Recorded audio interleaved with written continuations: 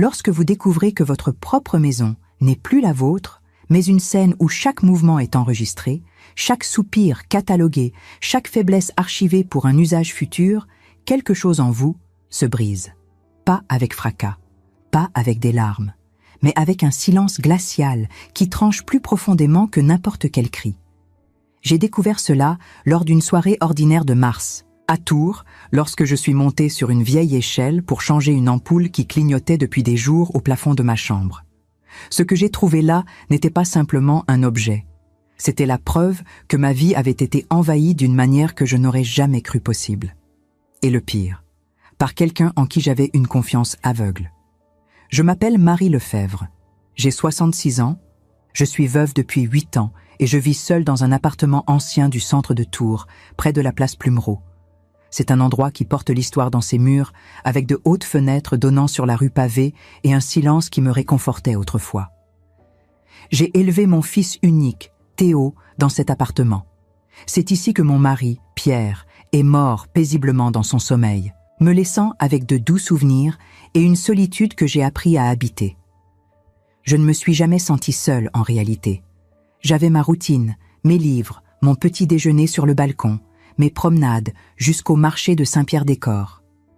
Je pensais connaître chaque recoin de ma maison, chaque grincement du parquet, chaque ombre sur le mur, mais je me trompais. L'ampoule de ma chambre a commencé à clignoter un lundi. J'ai pensé que c'était simplement l'usure naturelle, ces choses qui arrivent dans les appartements anciens. J'ai reporté au week-end. Le samedi soir, fatigué de la voir clignoter comme une alerte silencieuse, j'ai décidé de la changer. J'ai pris l'échelle en bois rangée dans le couloir, je l'ai positionnée sous le lustre simple du plafond et je suis monté lentement, m'agrippant fermement à la rampe imaginaire que ma prudence créait. Lorsque j'ai tourné la douille de l'ampoule, j'ai senti quelque chose d'étrange. Elle pesait plus qu'elle n'aurait dû. Beaucoup plus. Je suis descendu de l'échelle, j'ai pris mes lunettes de lecture et je suis remonté. C'est alors que j'ai vu. À l'intérieur du globe en verre dépoli, parfaitement ajustée, se trouvait une micro-caméra, petite, discrète, professionnelle. Ce n'était pas une de ces caméras bon marché pour enfants.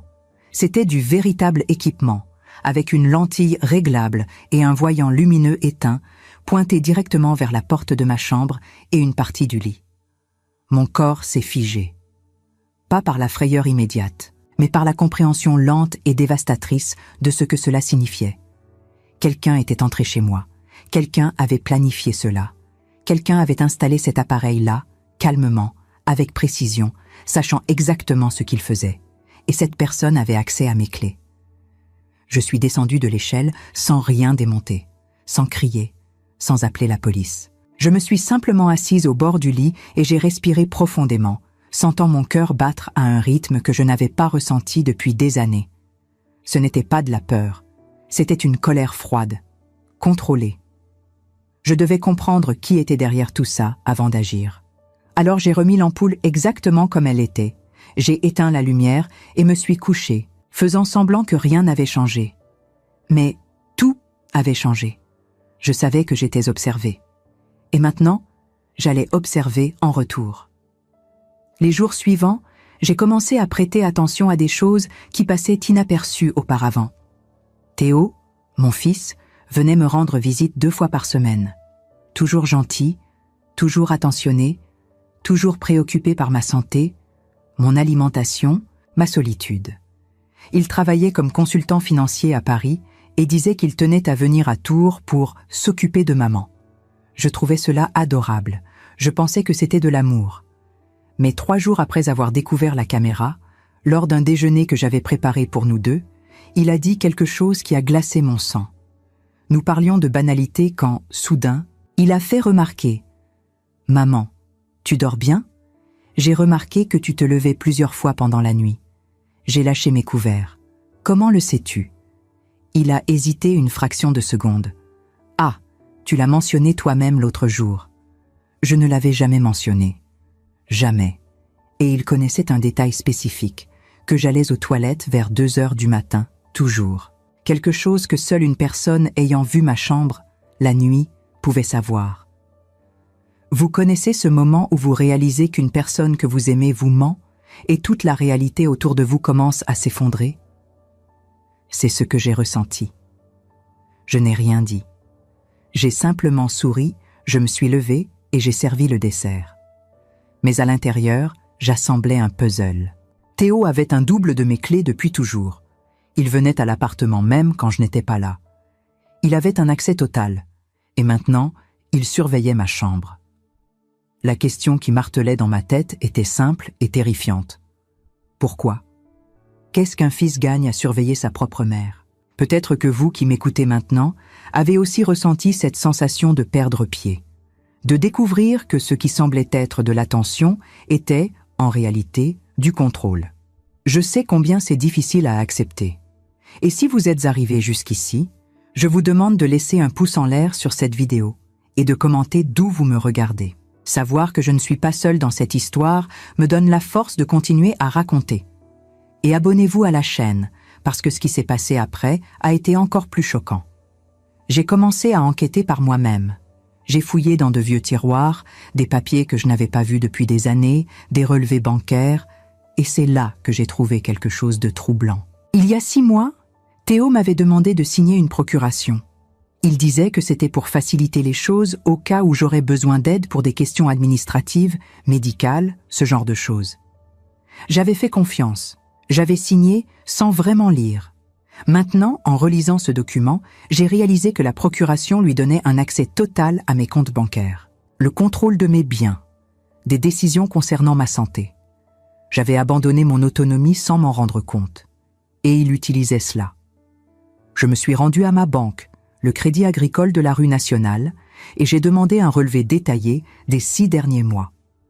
La directrice, Madame Dupont, une femme d'âge moyen qui avait toujours été gentille avec moi, m'a remis les papiers avec un regard étrangement prudent.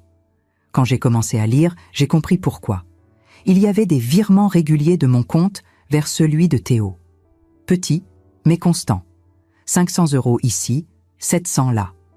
Rien qui attire immédiatement l'attention, mais qui, additionné, atteignait près de 12 000 € en 6 mois. Je n'avais jamais autorisé cela. Je n'en avais jamais rien su. Madame Dupont m'a expliqué, d'une voix basse et mal à l'aise, que Théo avait utilisé la procuration pour effectuer ses mouvements. Techniquement, c'était légal. Mais moralement, c'était du vol. Je suis rentrée chez moi les jambes tremblantes et la poitrine serrée. Je me suis assise dans le fauteuil du salon, celui-là même où Pierre lisait le journal le dimanche, et j'ai laissé les larmes couler. Pas de tristesse, de révolte, de trahison. Mon fils, la personne que j'avais portée dans mon ventre, que j'avais élevée avec tout l'amour que j'avais, me volait. Et pas seulement mon argent. Il volait ma dignité, ma vie privée, ma tranquillité. La caméra n'était pas seulement de la surveillance, c'était du contrôle. C'était un moyen de s'assurer que je ne découvre pas ce qu'il faisait. De me maintenir sous observation constante, comme si j'étais une enfant qu'il fallait surveiller. Mais Théo ne savait pas une chose.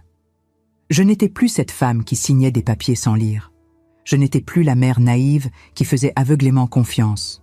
J'avais découvert la vérité. Et maintenant, j'allais utiliser cela en ma faveur. J'ai décidé de ne pas le confronter immédiatement. J'avais besoin de plus d'informations. Je devais comprendre jusqu'où allait cette toile de mensonges. Alors j'ai continué à faire semblant. J'ai continué à être la mère douce et prévisible. Mais à l'intérieur, je planifiais chaque étape. 1 semaine plus tard, lors d'une de ses visites, Théo a apporté un nouveau document. Il a dit que c'était une mise à jour de la procuration pour inclure des décisions concernant d'éventuelles hospitalisations ou traitements médicaux. Il parlait avec cette voix calme et convaincante, comme s'il me rendait service. « C'est juste pour te protéger, maman. Au cas où quelque chose t'arrive, je pourrais t'aider rapidement. » J'ai pris le document, j'ai mis mes lunettes et j'ai fait semblant de lire attentivement. Mais je savais déjà ce qui était écrit là. C'était une nouvelle étape pour m'emprisonner. Un nouveau contrôle qu'il voulait avoir sur moi. Je l'ai regardé dans les yeux et j'ai dit, avec la voix la plus douce que j'ai pu, « Laisse-moi réfléchir, mon fils. Je vais lire tranquillement et je te le rendrai la semaine prochaine. » Il a souri. Il pensait avoir gagné. Mais j'avais déjà 10 longueurs d'avance. Ce soir-là même, j'ai fait quelque chose que je n'aurais jamais imaginé faire. J'ai appelé un avocat. Monsieur Renard était un homme sérieux, d'une 50aine d'années, qui avait un cabinet près de la cathédrale de Tours. Je lui ai tout expliqué. La caméra, les virements, la procuration. Il m'a écouté en silence et, à la fin, il a dit quelque chose qui m'a donné une force que je ne savais pas avoir encore. « Madame Lefebvre, vous n'êtes pas une victime. Vous êtes une femme lucide qui a découvert un crime. Et maintenant, nous allons faire justice. » Il m'a conseillé de ne plus rien signer, de tout documenter et de rassembler des preuves. Il m'a dit que je pouvais révoquer la procuration immédiatement et porter plainte contre Théo pour abus de confiance. Mais j'ai demandé d'attendre. Je voulais tout comprendre avant d'agir. Je suis rentrée chez moi et, pour la première fois depuis des semaines, j'ai dormi tranquille. Pas parce que la situation était résolue, mais parce que j'avais enfin un plan. Je n'allais plus être la victime silencieuse. J'allais me battre. Et si vous m'écoutez maintenant, je veux que vous sachiez qu'il n'est jamais trop tard pour réagir. Il n'est jamais trop tard pour reprendre le contrôle de votre propre vie. Mais ce que je ne savais pas encore, c'est que la vérité était bien pire que ce que j'imaginais. La caméra n'était que la partie émergée de l'iceberg. Et ce qui allait suivre allait me montrer jusqu'où un fils peut aller lorsque l'amour se transforme en avidité. Les jours qui suivirent furent étranges, comme si je vivais dans deux réalités parallèles. D'un côté, il y avait la Marie que tout le monde voyait, celle qui faisait ses courses au marché, qui saluait les commerçants avec un sourire, qui nourrissait les pigeons sur la place Plumereau. De l'autre, il y avait la vraie Marie, celle qui calculait chaque geste, pesait chaque mot, analysait chaque détail avec une vigilance qu'elle n'avait jamais connue auparavant. Je continuais ma routine comme si de rien n'était, mais chaque mouvement était désormais une performance minutieusement orchestrée. Je savais que Théo me regardait à travers cette caméra, scrutant mes faits et gestes, cherchant des signes de faiblesse ou de découverte. Alors je lui donnais exactement ce qu'il voulait voir. Une vieille femme fragile, prévisible, inoffensive, dont la vie tournait autour de petites habitudes rassurantes. Mais dans ma tête, je construisais un mur de lucidité que plus rien ne pourrait abattre. Le matin, je me levais à la même heure qu'avant, je préparais mon café dans la même tasse ébréchée que Pierre m'avait offerte il y a 30 ans, je m'installais sur le balcon avec mon livre. Tout devait paraître normal, banal, sans histoire. Mais mes yeux voyaient maintenant ce qu'ils ne voyaient pas avant. Je remarquais que certains objets dans mon appartement avaient été déplacés de quelques centimètres. Une photo sur la commode qui n'était plus exactement au même endroit. Un livre dans la bibliothèque qui avait été remis à l'envers. Des signes subtils que quelqu'un venait chez moi en mon absence. Que Théo utilisait ses clés pour fouiller, chercher, contrôler. Cette découverte me donnait la nausée, mais je ne laissais rien paraître.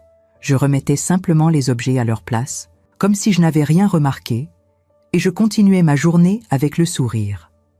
Un mardi matin, alors que je prenais mon café sur le balcon, en regardant les passants traverser la place Plumereau dans la brume légère du printemps, mon téléphone sonna. Le nom de Théo s'afficha sur l'écran. Mon cœur se serra, mais je décrochai avec la voix la plus douce possible. « Allô, mon chéri !»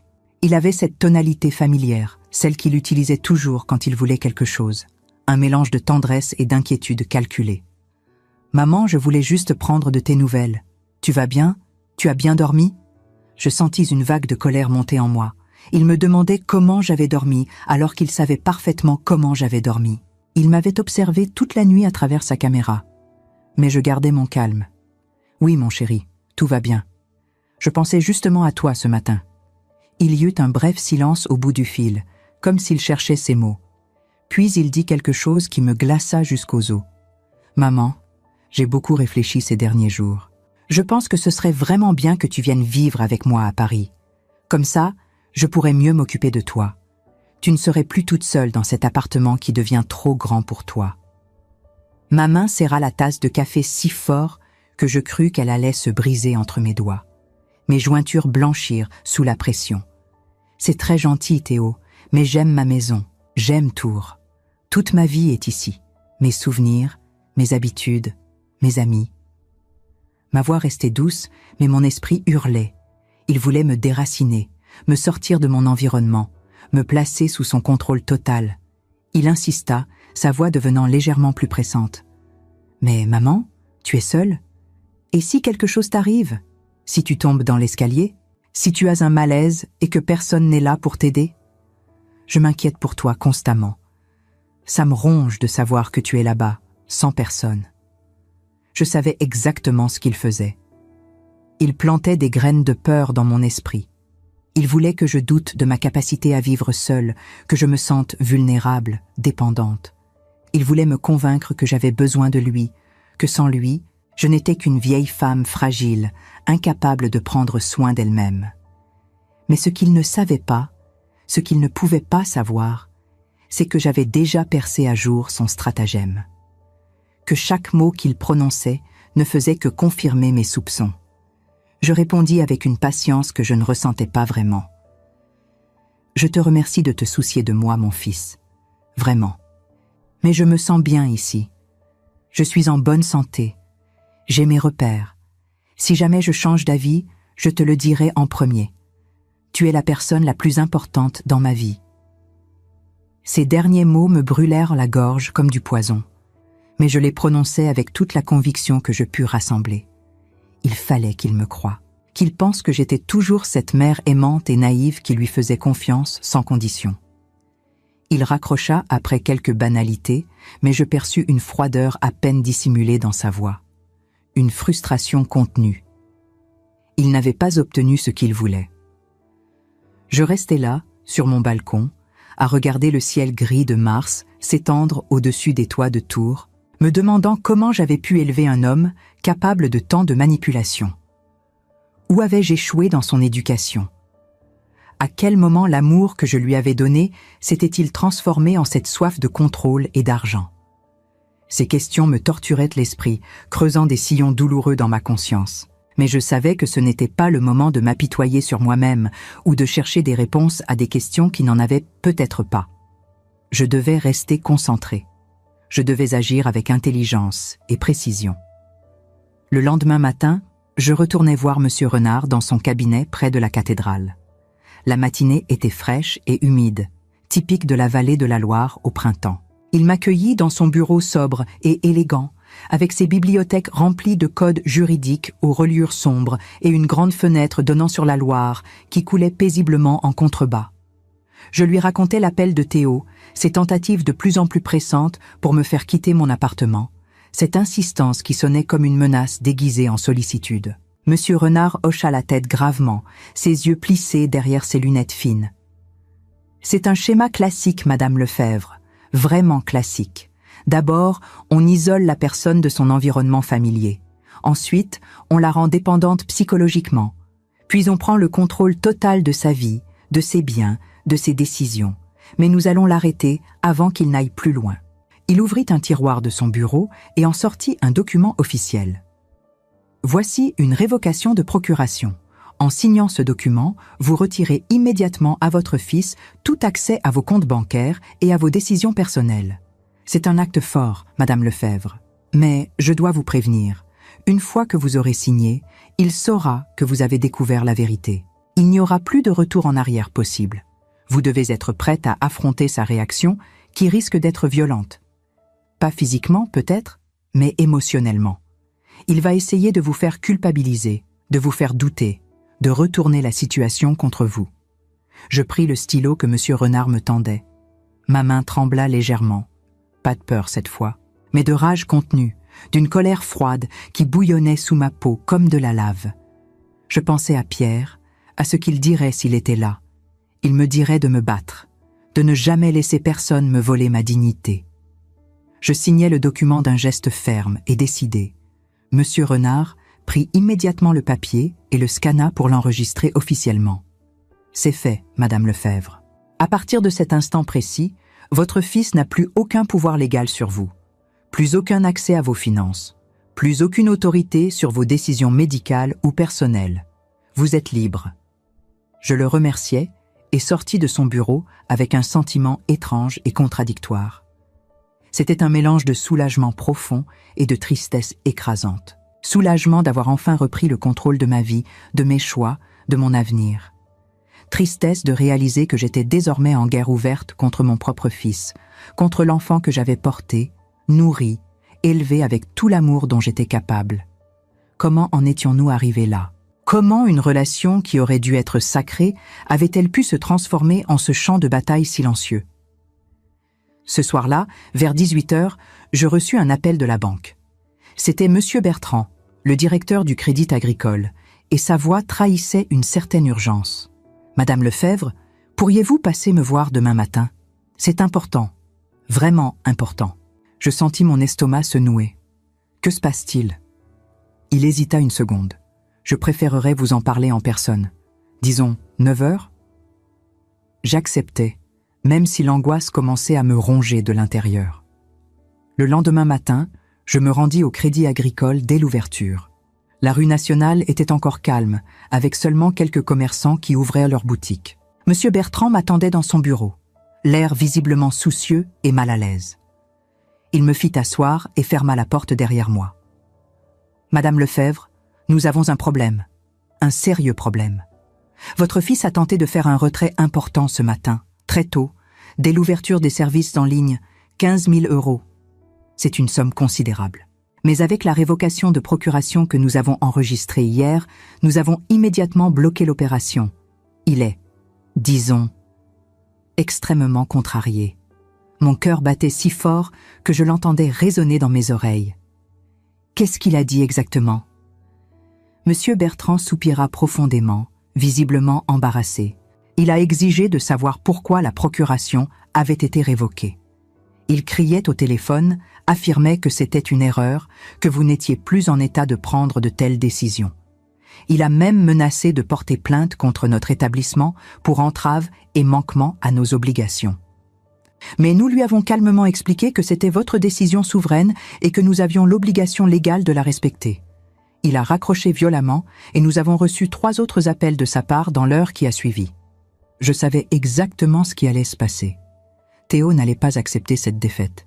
Il allait débarquer chez moi et il allait exiger des explications, me faire une scène, essayer de me manipuler pour que je revienne sur ma décision. Je devais me préparer mentalement à cette confrontation. Je rentrais chez moi d'un pas décidé, malgré mes jambes qui tremblaient légèrement. Et pour la première fois depuis des semaines, je décrochais délibérément la caméra du plafond. Je la posais sur la table de la cuisine, bien en évidence, comme une pièce à conviction dans un procès à venir. Puis je m'assis dans mon fauteuil et attendis, les mains croisées sur mes genoux, le cœur battant mais l'esprit clair. Il arriva 2 heures plus tard, comme je l'avais prévu. Je l'entendis monter les escaliers rapidement, ses pas lourds et précipités résonnant dans la cage d'escalier comme des coups de tonnerre. Il ouvrit la porte avec sa clé, sans frapper, sans s'annoncer, et entra comme une tempête dévastatrice. « Maman, qu'est-ce que c'est que cette histoire? Tu as révoqué la procuration? Pourquoi tu as fait ça? Qu'est-ce qui t'a pris ?» Son visage était rouge de colère, ses veines palpitaient sur son front, ses poings serrés le long de son corps. Je le regardais calmement, assise dans mon fauteuil, sans me lever, sans montrer la moindre émotion sur mon visage. « Parce que j'ai découvert ce que tu faisais, Théo. Les transferts d'argent que je n'ai jamais autorisés, les mensonges répétés, et surtout, ça. » Je pointai la caméra sur la table avec un geste lent et délibéré. Son visage devint instantanément blanc comme un linge. Toute la couleur disparut de ses joues. Il ouvrit la bouche, chercha désespérément ses mots, mais aucun son ne sortit pendant plusieurs secondes interminables. Puis il essaya de se ressaisir, de reprendre le contrôle de la situation. « Maman, tu ne comprends pas. Tu ne comprends vraiment pas. Je faisais ça pour te protéger. Tu es fragile, tu vieillis, tu oublies parfois des choses. J'avais besoin de m'assurer que tu allais bien, que tu étais en sécurité. C'est pour ton bien que j'ai fait tout ça. » « Pour mon bien ?» Ma voix était calme, presque trop calme, mais chaque mot était une lame acérée. « Tu me volais, Théo. Tu prenais mon argent sans mon autorisation. Tu me surveillais comme une prisonnière dans ma propre maison. Tu voulais me faire quitter mon appartement pour avoir le contrôle total de ma vie. Ce n'est pas de la protection, c'est de l'abus, c'est de la manipulation, c'est une trahison. » Il se mit à crier, sa voix montant d'un cran, remplissant tout l'appartement. « Tu ne sais pas ce que c'est. Tu ne sais pas ce que c'est de s'occuper de quelqu'un. Tu ne sais pas l'inquiétude que j'ai pour toi chaque jour. J'ai des dettes énormes, maman, des dettes qui m'étouffent. J'ai des problèmes financiers graves que tu ne peux même pas imaginer. Et toi, tu es là, assise confortablement sur cet appartement qui vaut une fortune, sur tout cet argent que papa a laissé, et tu ne fais rien. Tu vis ta petite vie tranquille et égoïste, pendant que moi, je me bats pour survivre, pour ne pas couler. Voilà. La vérité venait enfin de sortir, brutale et sans phare. Ce n'était pas de l'amour filial. Ce n'était pas de l'inquiétude légitime. C'était de la cupidité pure et simple. Il voulait mon argent. Il voulait mon appartement. Il voulait que je disparaisse de l'équation pour qu'il puisse tout prendre, tout vendre, tout dépenser pour régler ses propres problèmes. Je me levai lentement, très lentement, en le regardant droit dans les yeux, sans ciller. « Théo, tu es mon fils. Je t'ai donné la vie. Je t'ai élevé du mieux que j'ai pu, avec toutes mes forces, tout mon amour. Mais je ne vais pas te laisser me détruire. Je ne vais pas te laisser me voler ce que ton père a construit pour nous. Sors de chez moi. Maintenant. Tout de suite. » Il me regarda avec un mélange de rage, d'incrédulité et quelque chose qui ressemblait presque à de la haine. « Tu me mets dehors? Tu me mets vraiment dehors? Ta propre mère me chasse comme un chien ?» Je ne répondis pas. Je pointai simplement la porte du doigt, mon bras tendu et ferme. Il attrapa son manteau avec des gestes brusques, me lança un regard de mépris absolu et partit en claquant la porte si violemment que les cadres au mur tremblèrent et qu'un vase faillit tomber de la commode. Je restai debout au milieu du salon, seul dans le silence assourdissant qui suivit, le cœur battant à tout rompre, les jambes tremblantes, mais la tête haute, le dos droit. J'avais fait ce qui devait être fait. J'avais choisi ma dignité plutôt que la paix factice. Mais ce que je ne savais pas encore, ce que je ne pouvais pas imaginer, c'est que Théo n'allait pas abandonner si facilement, qu'il n'allait pas accepter cette défaite, et que ce qui allait suivre allait me montrer jusqu'où il était vraiment prêt à aller pour obtenir ce qu'il voulait. Les semaines qui suivirent furent un mélange étrange et déstabilisant de paix retrouvée et d'angoisse latente qui ne me quittait jamais vraiment. Théo ne m'avait pas recontacté depuis notre violente confrontation, et une partie naïve de moi espérait désespérément que c'était terminé, que cette histoire cauchemardesque était enfin derrière moi, que mon fils avait finalement compris la gravité de ses actes, mesuré l'ampleur de sa trahison et qu'il allait me laisser tranquille, me permettre de retrouver une vie normale. Mais une autre partie de moi, celle qui avait appris à se méfier, celle qui s'était endurcie au fil de ces découvertes douloureuses, savait que ce silence n'était pas de la résignation. C'était de la stratégie. C'était le calme avant la tempête. Je profitais de ces journées paisibles pour retrouver mes habitudes, mes petits plaisirs simples qui m'avaient manqué pendant toute cette période de tension. Je me promenais le long de la Loire, regardant les eaux grises refléter le ciel changeant du printemps. Je m'arrêtais dans mes cafés préférés, je discutais avec les commerçants du marché qui me connaissaient depuis des années. Je lisais sur mon balcon, enveloppé dans un châle que Pierre m'avait offert lors de notre dernier anniversaire de mariage. Ces moments de normalité me faisaient du bien, me rappelaient qui j'étais vraiment avant que tout ne bascule. Un matin d'avril, alors que je prenais mon petit déjeuner sur le balcon, en profitant du soleil timide qui réchauffait enfin Tours après des semaines de temps gris et pluvieux, j'entendis le facteur glisser quelque chose dans ma boîte aux lettres. Le bruit métallique résonna dans le silence de l'appartement. Je descendis et trouvai une enveloppe épaisse, officielle, qui portait le sceau d'un cabinet d'avocats parisien que je ne connaissais pas. Mon cœur se serra immédiatement. Mes mains devinrent moites. J'ouvris l'enveloppe avec des doigts tremblants et lus son contenu, ligne par ligne, le souffle coupé. Théo me poursuivait en justice. Il demandait une mise sous tutelle pour incapacité manifeste à gérer ses affaires et signes évidents de démence sénile précoce. Les mots dansaient devant mes yeux, flous, insupportables. Il citait comme preuve mes décisions irrationnelles et incohérentes récentes, notamment la révocation de la procuration sans raison valable ni explication claire. Il mentionnait également des comportements erratiques observés lors de conversations téléphoniques et des oublis répétés signalant une dégradation cognitive. Il demandait une expertise médicale psychiatrique obligatoire pour évaluer mon état mental, ainsi qu'une enquête sociale pour déterminer si je pouvais encore vivre seule en toute sécurité. Je restais figée sur place, la lettre tremblant entre mes mains, incapable de respirer normalement. Mon propre fils, la chair de ma chair, me traitait de folle devant la justice. Il utilisait la loi, le système judiciaire, toute la machinerie administrative pour me faire passer pour une vieille femme démente qui ne savait plus ce qu'elle faisait, qui représentait un danger pour elle-même. Et le pire, ce qui me glaçait vraiment le sang, c'est qu'il savait exactement comment s'y prendre. Il connaissait les failles du système, les préjugés tenaces contre les personnes âgées. Il savait que les vieilles femmes sont souvent considérées comme fragiles, vulnérables, incapables de prendre des décisions rationnelles. Et il allait utiliser ces stéréotypes cruels contre moi, sa propre mère. Je dus m'asseoir tant mes jambes flageolaient. Les larmes montèrent, brûlantes, mais je les retins de toutes mes forces. Je refusais de pleurer, je refusais de me laisser abattre. Je me rendis immédiatement chez Monsieur Renard, marchant d'un pas rapide malgré l'angoisse qui m'étreignait la poitrine. Il lut la lettre attentivement, son visage devenant de plus en plus sombre, à mesure qu'il parcourait les paragraphes.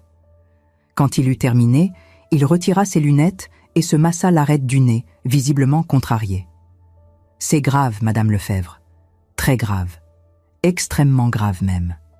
Si un juge décide qu'il y a matière à enquête, et malheureusement c'est fort probable vu la façon dont la demande est formulée, vous allez devoir passer une expertise psychiatrique complète.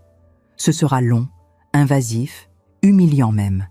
Et même si vous êtes déclarée parfaitement saine d'esprit, ce qui sera certainement le cas, le simple fait que cette procédure existe dans votre dossier peut vous causer un tort immense et durable. Votre fils le sait parfaitement. Il essaie de vous salir publiquement, de détruire votre réputation, de faire douter tout le monde de votre capacité à gérer votre vie. Je sentis la colère remplacer progressivement la peur. Qu'est-ce que je peux faire? Je ne vais pas rester les bras croisés pendant qu'il détruit ma vie. Monsieur Renard prit une profonde inspiration, réfléchissant visiblement à la meilleure stratégie. Nous allons contre-attaquer, Madame Lefebvre. Nous allons porter plainte pour abus de confiance, détournement de fonds et violation grave de votre vie privée avec cette caméra et ce micro que vous avez découvert. Nous allons montrer au juge qui est vraiment la victime dans cette histoire.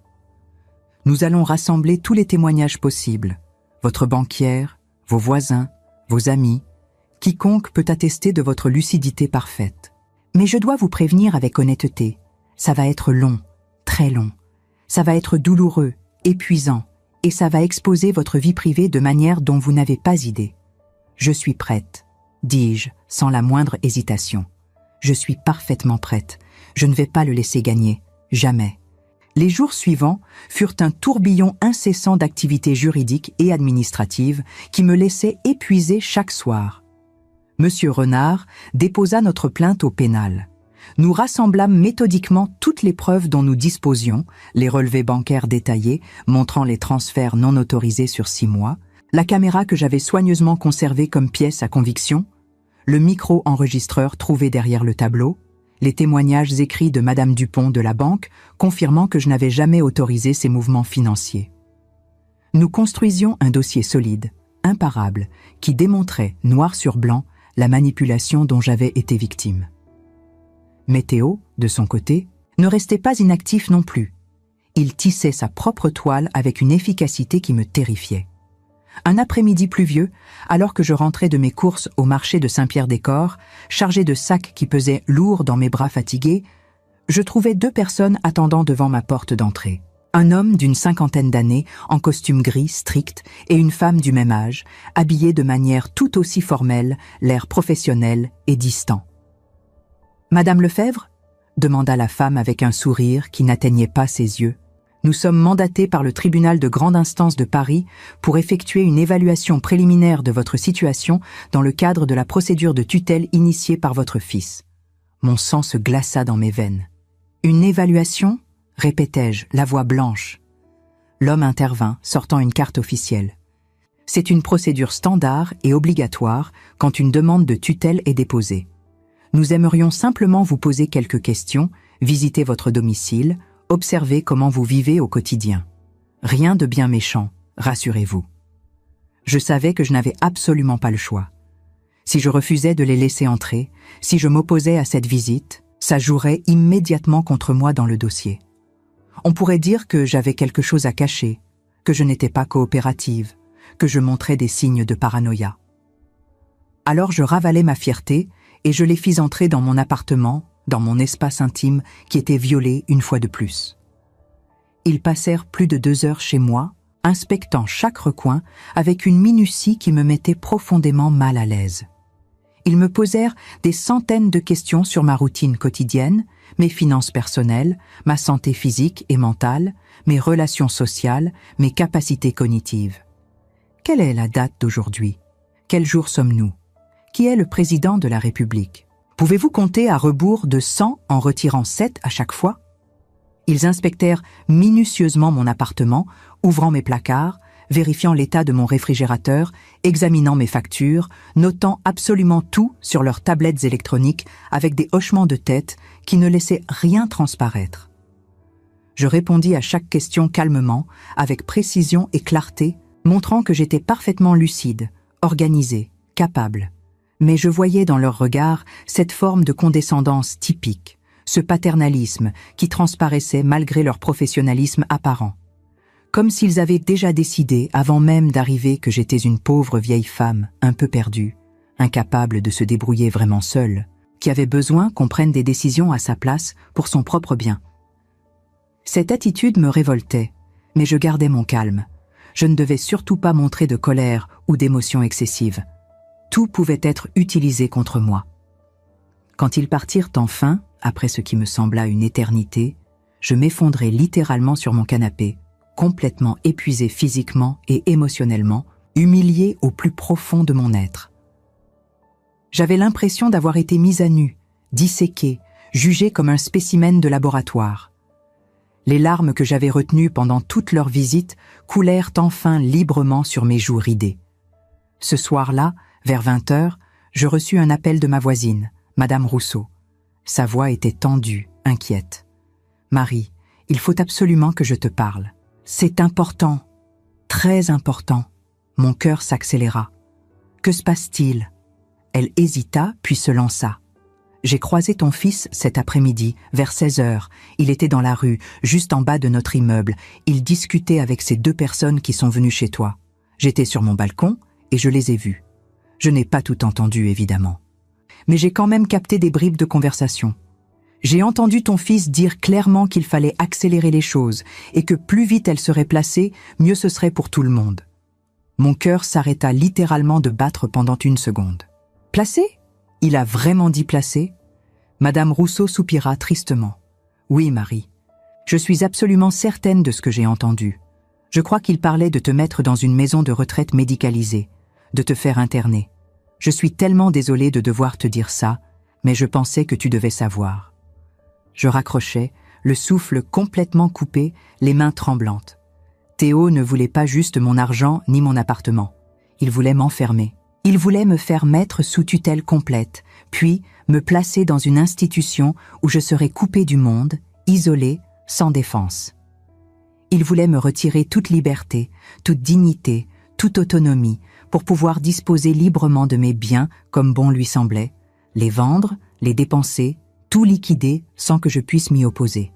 C'était au-delà de la simple cupidité. C'était de la cruauté pure, calculée, délibérée.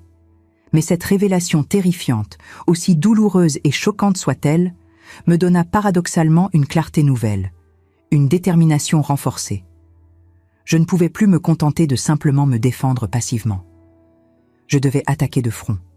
Je devais trouver quelque chose de concret, de solide, qui retournerait complètement la situation en ma faveur. Quelque chose que Théo n'avait absolument pas prévu dans ses calculs machiavéliques. Je passais toute la nuit éveillée à réfléchir intensément, tournant et retournant le problème dans ma tête. Et au petit matin, alors que les premiers rayons du soleil perçaient à travers les rideaux, j'eus une idée. Une idée simple mais brillante. Si Théo m'avait surveillée avec une caméra installée dans ma chambre, peut-être qu'il ne s'était pas arrêté là. Peut-être qu'il y avait d'autres dispositifs cachés dans mon appartement, d'autres traces de sa surveillance obsessionnelle, d'autres preuves de son comportement criminel. Je commençais à fouiller mon appartement méthodiquement, systématiquement, pièce par pièce, avec une attention minutieuse aux moindres détails. Je vérifiais toutes les prises électriques, démontant les caches-prises un par un. J'examinais tous les cadres accrochés au mur, passant mes doigts derrière chacun. Je feuilletais tous mes livres dans la bibliothèque. Je regardais sous les meubles, derrière les rideaux, dans les placards. Et c'est dans ma chambre à coucher, derrière un tableau représentant la Loire au coucher du soleil que Pierre avait acheté lors d'une brocante et qui était accroché au mur depuis plus de 15 ans, que je trouvais quelque chose de glaçant. Un petit appareil noir, pas plus gros qu'une boîte d'allumettes. Un micro-enregistreur professionnel. Il était encore actif, une minuscule diode verte clignotant faiblement dans la pénombre. Depuis combien de temps exactement Théo écoutait-il toutes mes conversations privées, mes appels téléphoniques avec mes amis, mes rendez-vous confidentiels avec mon avocat, mes moments d'intimité, mes pleurs solitaires, mes pensées exprimées à voix haute quand je me croyais seule? L'horreur de cette découverte me submergea comme une vague glacée.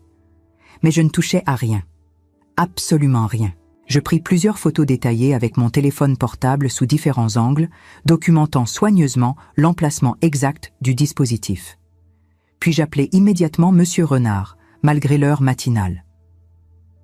J'ai trouvé un autre dispositif d'espionnage, un micro-enregistreur. Il est toujours actif. Il m'espionne depuis des mois, peut-être même des années entières. Il y eut un silence impressionnant au bout du fil.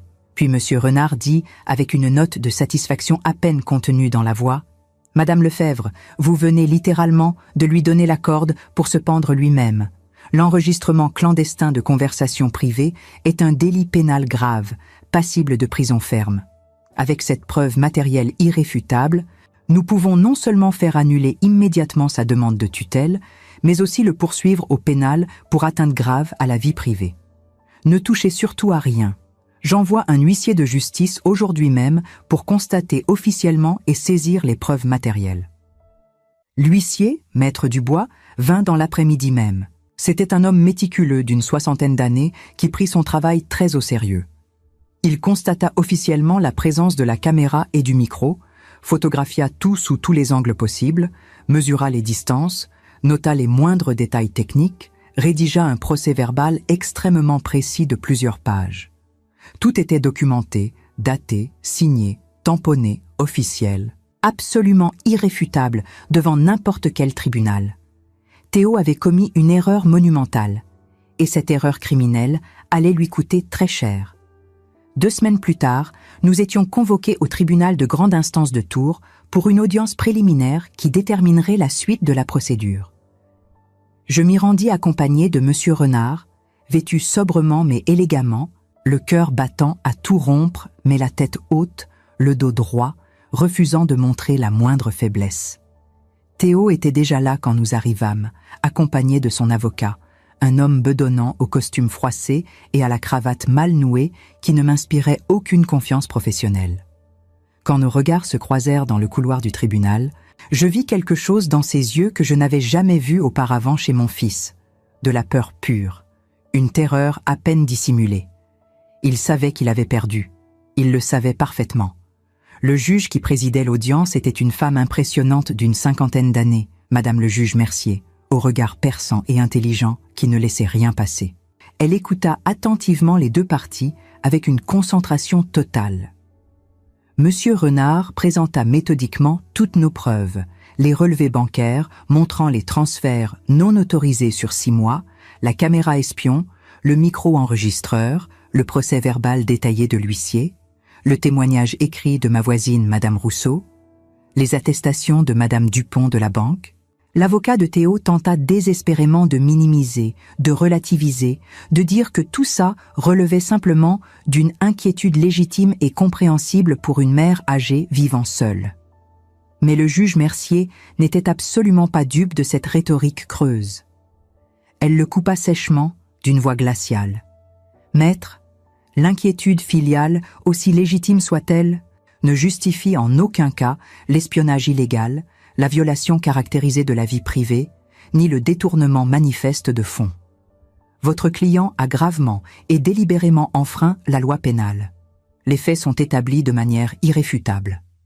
Elle se tourna ensuite vers moi et son regard s'adoucit imperceptiblement.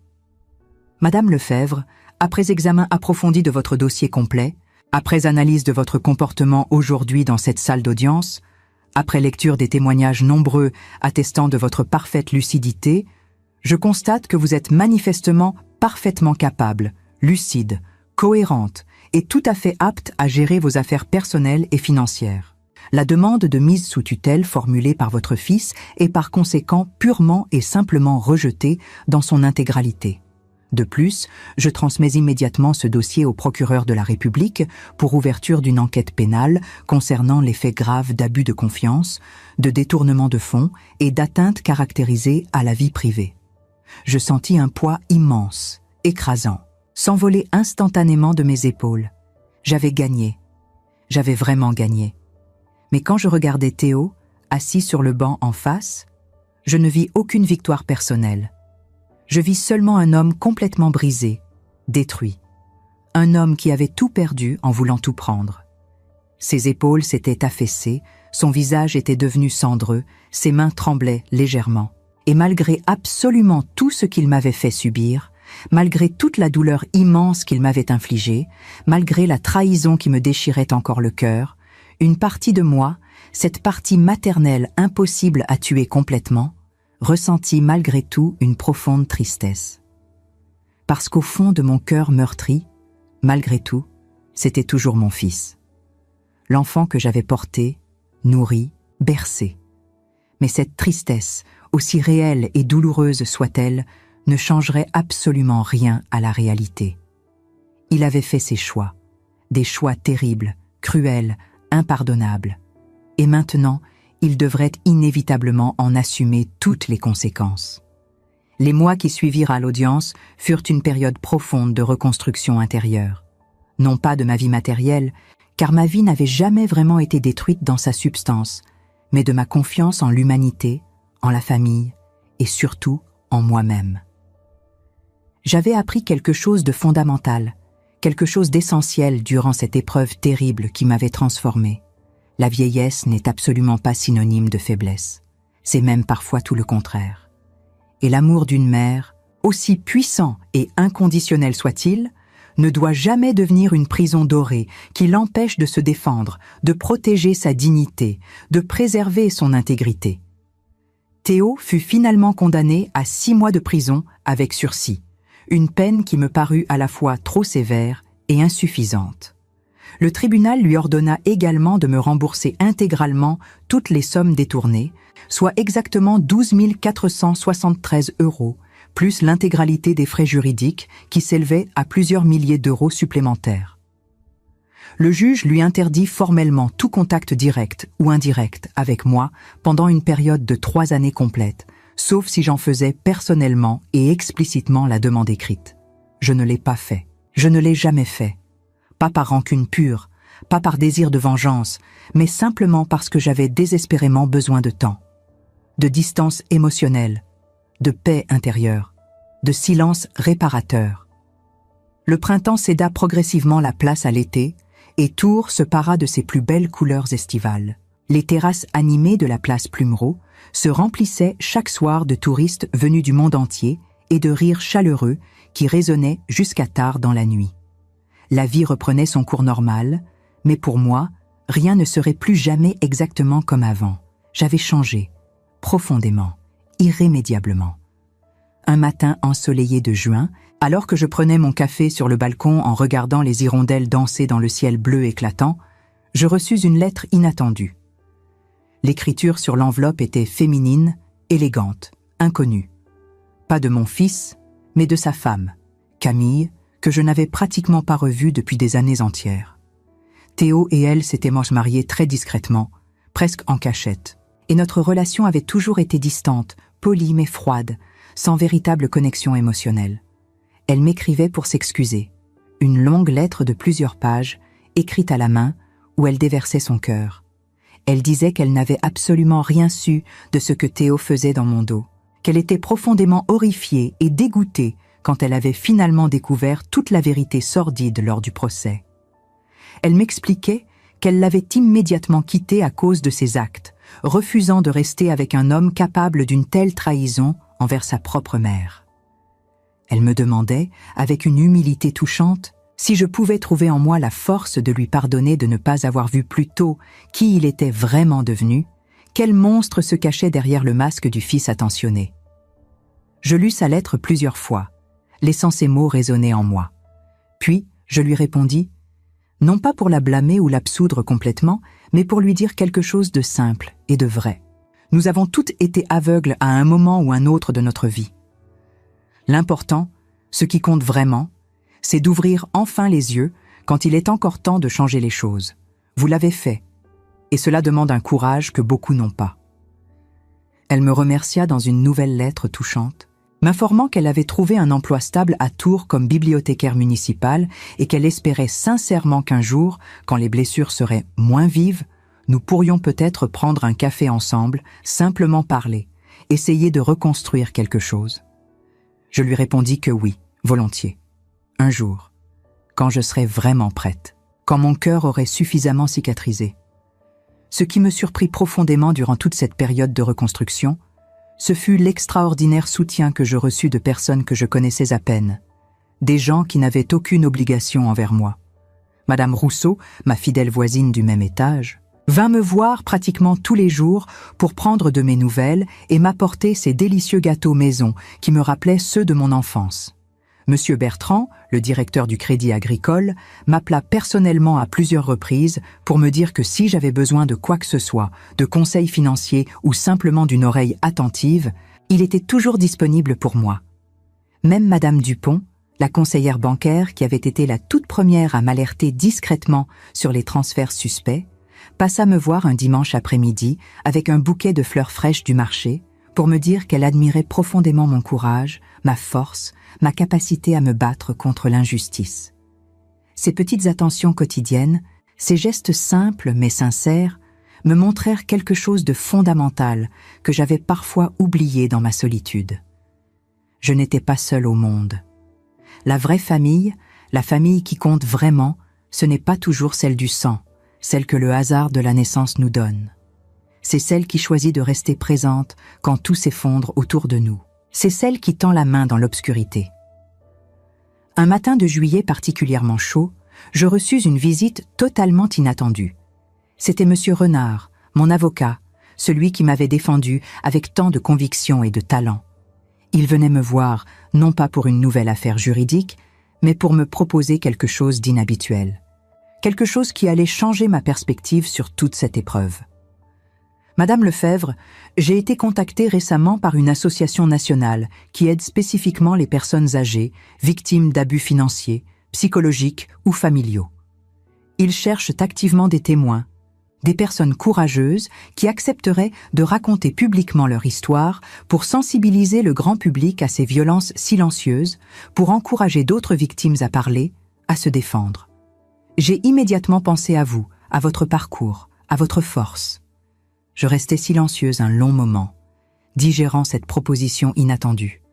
Raconter mon histoire, exposer publiquement ma douleur la plus intime, ma honte cachée, ma colère rentrée, la trahison de mon propre fils. L'idée me terrifiait. Et puis, progressivement, je réalisais quelque chose d'important. Ce n'était pas de la honte que je devais ressentir face à ce qui m'était arrivé. Absolument pas.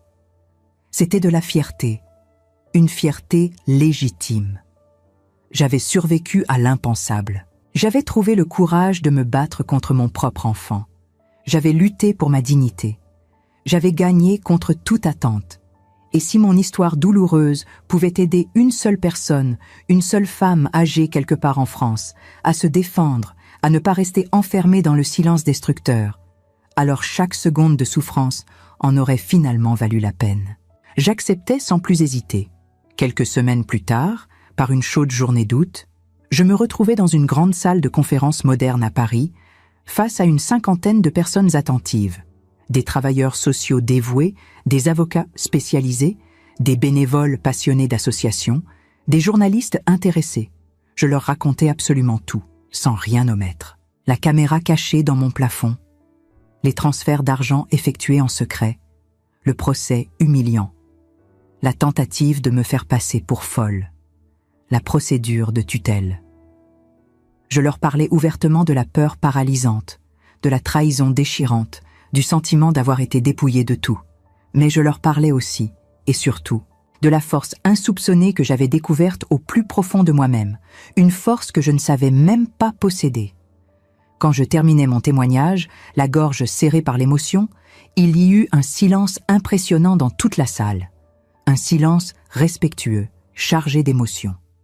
Puis des applaudissements sincères éclatèrent, chaleureux, qui durèrent plusieurs longues minutes.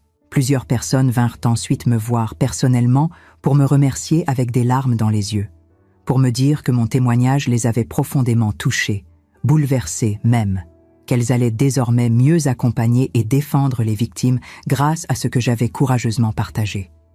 Ce jour-là, dans cette salle remplie de visages bienveillants, je compris quelque chose d'absolument essentiel. Ma souffrance atroce n'avait pas été totalement vaine. Elle n'était pas juste une tragédie personnelle sans signification. Elle avait un sens profond. Elle pouvait servir à quelque chose de plus grand que moi, de plus important que mon histoire individuelle. Elle pouvait éclairer le chemin d'autres victimes perdues dans l'obscurité. Les mois passèrent doucement. L'automne revint progressivement à Tours, avec ses feuilles dorées et rousses qui tombaient gracieusement sur les pavés humides de la vieille ville médiévale. Je continuais paisiblement ma vie quotidienne, mes promenades matinales au marché, mes lectures prolongées sur le balcon enveloppé dans mon châle préféré, mes cafés réguliers avec Madame Rousseau qui était devenue bien plus qu'une simple voisine, une véritable amie, une confidente. Mais quelque chose d'indéfinissable avait profondément changé en moi. J'étais devenue plus forte, plus lucide, plus consciente de ma valeur, plus libre aussi, d'une liberté intérieure que personne ne pourrait jamais plus m'enlever. Un soir de novembre particulièrement froid, alors que je marchais lentement le long des berges de la Loire, emmitouflé dans mon manteau d'hiver, regardant les eaux sombres du fleuve couler paisiblement sous le pont Wilson illuminé, je pensais longuement à Théo. Je me demandais sincèrement s'il regrettait vraiment ce qu'il avait fait, s'il mesurait pleinement la gravité irréparable de ses actes, s'il comprenait enfin combien il m'avait brisé. Je me demandais s'il souffrait dans sa solitude, s'il se réveillait la nuit rongé par les remords. Et malgré absolument tout, malgré toute la douleur immense qu'il m'avait volontairement infligée, malgré la trahison qui me brûlait encore le cœur certains jours, je me surpris à espérer sincèrement qu'il allait bien quelque part, qu'il avait trouvé un chemin vers la rédemption. Pas parce qu'il le méritait particulièrement, mais parce que je ne voulais plus porter ce poids écrasant de la haine dans mon cœur fatigué. La haine pèse terriblement lourd. Elle consume l'âme de l'intérieur. Elle détruit progressivement tout ce qu'elle touche, même celui qui la porte. Et j'avais définitivement choisi de vivre pleinement, pas de simplement survivre enfermé dans l'amertume corrosive et le ressentiment stérile. Je ne sais pas si Théo et moi nous reverrons un jour dans cette vie. Sincèrement, je n'en sais rien. Je ne sais pas s'il trouvera jamais le courage de me demander pardon, de reconnaître ses torts. Je ne sais même pas si je serai capable de lui pardonner vraiment, complètement, sans arrière-pensée. Certaines blessures sont peut-être trop profondes pour cicatriser entièrement. Mais ce que je sais avec une certitude absolue, ce dont je suis profondément convaincue, c'est que je ne suis plus du tout la femme fragile et manipulable qu'il croyait pouvoir contrôler à sa guise. Je suis Marie Lefebvre. J'ai 66 ans. Je suis une survivante. Je suis libre. Et plus personne, jamais, ne pourra me voler ma dignité durement reconquise. Cette histoire éprouvante m'a enseigné plusieurs leçons de vie fondamentales que je veux sincèrement partager avec vous qui m'écoutez en ce moment même.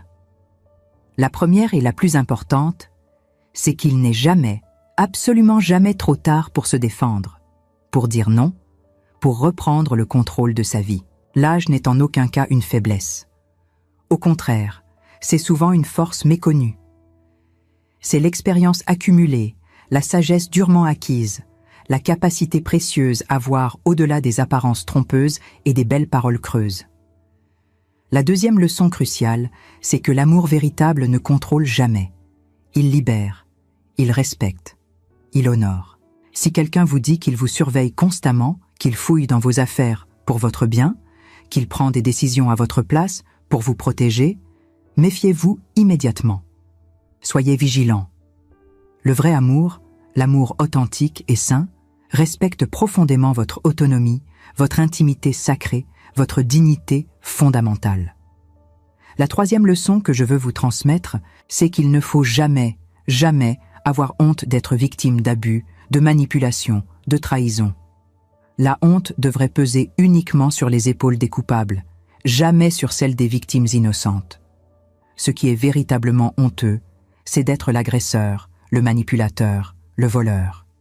Vous, victime, vous n'avez absolument rien fait de mal. Vous avez simplement fait confiance à quelqu'un que vous aimiez. Et faire confiance, ouvrir son cœur, croire en la bonté des gens, ce n'est jamais une erreur en soi. Et enfin, la dernière leçon, celle qui est peut-être la plus importante de toutes, ne restez jamais enfermé dans le silence destructeur. Parlez, criez si nécessaire. Demandez de l'aide autour de vous. Il y a toujours des gens quelque part qui vous écouteront vraiment, qui vous croiront sans vous juger, qui vous défendront avec acharnement. Des avocats comme Monsieur Renard, des associations spécialisées, des travailleurs sociaux dévoués, des voisins attentifs. Vous n'êtes jamais seul, même quand vous avez l'impression d'être abandonné par le monde entier. Aujourd'hui, quand je regarde le plafond de ma chambre tranquillement, je ne vois plus cette caméra menaçante qui m'espionnait jour et nuit. Je vois simplement un lustre ordinaire, banal, avec une ampoule qui fonctionne parfaitement bien. Et quand je me couche le soir, je dors profondément, paisiblement, sans peur aucune, sans surveillance oppressante, sans angoisse. Parce que cette maison est redevenue pleinement la mienne. Cette vie est redevenue entièrement la mienne. Ce destin m'appartient de nouveau. Et personne, jamais, ne pourra plus me les reprendre. C'est ma promesse à moi-même. C'est mon serment sacré. Si cette histoire vous a touché au plus profond de votre cœur, si elle vous a donné ne serait-ce qu'une étincelle d'espoir ou un peu de courage pour affronter vos propres démons, n'hésitez surtout pas à la partager largement autour de vous. Parce que quelque part, en France, peut-être dans votre propre ville, il y a sans doute une femme exactement comme moi, enfermée dans le silence terrible de la honte et de la peur, qui a désespérément besoin d'entendre qu'elle peut s'en sortir, qu'elle peut se battre efficacement, qu'elle peut gagner contre toute attente, que la victoire est possible, même quand tout semble perdu. Merci infiniment de m'avoir écouté jusqu'au bout de cette longue histoire. Merci d'avoir été présent, attentif, bienveillant. Merci pour votre compassion. Et souvenez-vous toujours de cette vérité essentielle. Vous êtes infiniment plus fort, plus résilient, plus courageux que vous ne le pensez. La force est déjà en vous. Il suffit parfois simplement d'oser la chercher, de la réveiller, de la laisser s'exprimer. Et vous, qu'auriez-vous fait si c'était votre propre enfant qui vous trahissait ainsi? Cette question me hante encore certaines nuits, parce que personne ne se réveille un matin en pensant que la personne qu'elle a mise au monde, nourrie, aimée sans condition, pourrait un jour devenir son pire ennemi. Personne n'imagine que l'amour maternel puisse se retourner contre soi de cette façon. Et pourtant, c'est arrivé, à moi. Et peut-être que cela vous est arrivé aussi, d'une manière ou d'une autre. Je sais que beaucoup d'entre vous qui m'écoutez en ce moment ont probablement vécu des situations similaires. Peut-être pas exactement les mêmes, mais cette sensation d'être trahi par quelqu'un en qui vous aviez mis toute votre confiance. Cette douleur sourde qui ne part jamais vraiment. Ce doute constant. Ai-je fait le bon choix? Aurais-je dû pardonner? Aurais-je dû me taire pour préserver la paix familiale? Moi aussi, je me suis posé ces questions 1 millier de fois. Parfois, au milieu de la nuit, je me demande si j'ai été trop dure. Si j'aurais dû donner une autre chance à Théo. Si une mère digne de ce nom peut vraiment porter plainte contre son propre fils. Et puis, je me rappelle cette caméra pointée vers mon lit. Je me rappelle ces 12 000 € volés. Je me rappelle qu'il voulait m'enfermer. Et je sais, au plus profond de moi, que j'ai fait ce que je devais faire. Mais ce n'est pas une décision facile. Ce n'est jamais facile de choisir sa dignité plutôt que la paix, de choisir la vérité plutôt que le mensonge confortable, de choisir la liberté plutôt que la cage dorée qu'on vous propose avec un sourire. C'est pour cela que j'aimerais tant savoir ce que vous en pensez. Vraiment, sans jugement, sans faux semblant. Auriez-vous eu le courage de faire ce que j'ai fait? Ou auriez-vous choisi le silence, l'acceptation, le pardon immédiat? Il n'y a pas de bonne ou de mauvaise réponse. Chaque histoire est unique. Chaque douleur est différente. Mais partager nos expériences, nos doutes, nos victoires, c'est ce qui nous rend plus fortes ensemble. C'est ce qui brise l'isolement terrible dans lequel tant de personnes âgées se retrouvent enfermées. Alors je vous demande, du fond du cœur, laissez-moi un commentaire juste en dessous de cette vidéo. Dites-moi ce que vous avez ressenti en écoutant mon histoire. Dites-moi si vous auriez pris la même décision que moi ou si vous auriez agi différemment. Dites-moi aussi d'où vous m'écoutez, que vous soyez à Paris, à Lyon, à Marseille, en Belgique, en Suisse, au Québec ou ailleurs, dans ce vaste monde francophone. Savoir que je ne suis pas seul, que vous êtes là, quelque part, à m'écouter, cela me donne une force que je ne peux pas expliquer avec des mots. Et si vous aussi, vous avez vécu quelque chose de similaire, si vous avez été trahi par un proche, si vous avez dû choisir entre l'amour et la dignité, racontez-le, même brièvement, même quelques mots seulement. Parce que votre témoignage pourrait être exactement ce dont une autre personne a besoin pour trouver le courage de se défendre. Pour comprendre qu'elle n'est pas folle, qu'elle n'est pas ingrate, qu'elle a le droit de protéger sa vie. Si cette histoire vous a touché, si elle a résonné en vous d'une manière ou d'une autre, je vous demande aussi de vous abonner à cette chaîne. Pas pour moi, mais pour toutes ces femmes, tous ces hommes, qui ont besoin d'entendre qu'il n'est jamais trop tard pour reprendre le contrôle. Que l'âge n'est pas une condamnation à l'impuissance. Que nous méritons tous le respect, la dignité, la liberté, peu importe notre âge. Chaque abonnement, chaque commentaire, chaque partage, c'est un message envoyé au monde entier. Nous existons. Nous avons des voix. Nous refusons d'être invisibles. Nous refusons d'être des victimes silencieuses. Nous sommes vivantes, lucides, fortes, et nous ne nous laisserons plus jamais faire. Alors s'il vous plaît, prenez quelques secondes. Écrivez quelques mots. Partagez un fragment de votre vérité. Parce qu'ensemble, nous sommes infiniment plus fortes que seules. Ensemble, nous pouvons changer les choses. Ensemble, nous pouvons briser le silence qui tue. Merci d'avoir été là. Merci d'avoir écouté jusqu'au bout. Merci d'exister. Et n'oubliez jamais, vous valez infiniment plus que ce que quiconque pourrait vous faire croire. Vous êtes précieuse, vous êtes forte, vous êtes digne d'amour et de respect. Je vous embrasse de tout mon cœur et j'attends vos mots avec impatience.